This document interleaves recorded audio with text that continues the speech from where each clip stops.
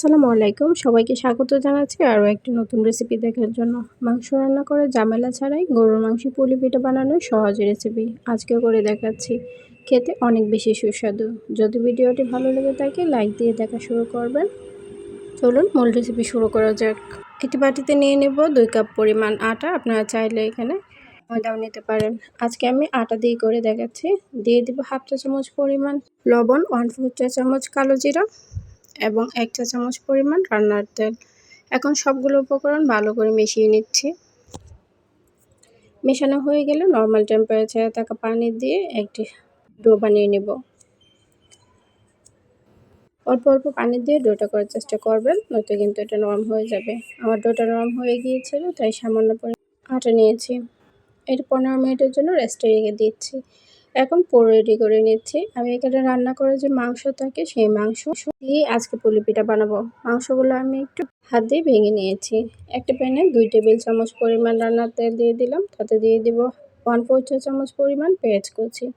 পেঁয়াজটা যখন নরম হয়ে যাবে এই পর্যায়ে মাংসগুলো দিয়ে দিব। আমি এখানে আর কোনো মশলা ইউজ করব না, কারণ মাংস রান্নাতেই সব রকম মশলা দেওয়া আছে। এখন ভালো করে নাড়িয়ে নিচ্ছি। নাড়ানো হয়ে গেলে দিয়ে দিব কিছু কাঁচামরিচ কুচি এবং লাস্টে ধনিয়া পাতা কুচি দিয়ে নামিয়ে নিব। পুরটা রেডি হয়ে গিয়েছে। এখন ডো দিয়ে একটি রুটি বানিয়ে নেব মাঝারি সাইজ করে। রুটি বানানো হয়ে গেলে পিঠার যে সাজ থাকে সেই সাজ দিয়ে পিঠাটা বানাচ্ছি। আপনারা চাইলে এটা হাতেও করে নিতে পারেন। এখনও যারা চ্যানেলটি সাবস্ক্রাইব করেননি প্লিজ সাবস্ক্রাইব করে নিন, এবং যারা ফেসবুক থেকে দেখছেন প্লিজ পেজটাকে ফলো দিয়ে রাখুন।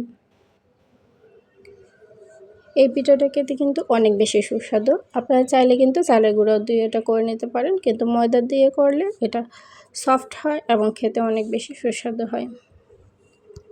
সবগুলো পিঠা আমি বানিয়ে নিচ্ছি। আপনারা চাইলে এটা বাচ্চাদের টিফিনেও কিন্তু দিতে পারেন, বাচ্চারা অনেক বেশি পছন্দ করবে।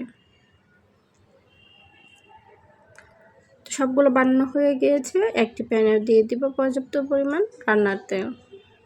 তেলটা যখন মাঝারি গরম হবে এই পর্যায়ে পিঠাগুলো দিয়ে দিব। তেলটা একদম হাই হিটে গরম করতে যাবেন না, তাহলে তাড়াতাড়ি পুড়ে যাবে। মাঝারি আছে পিঠাগুলো ভেজে নিচ্ছি। এখনও যারা একটি লাইক দিয়ে দেখেননি প্লিজ একটি লাইক দিয়ে দেন।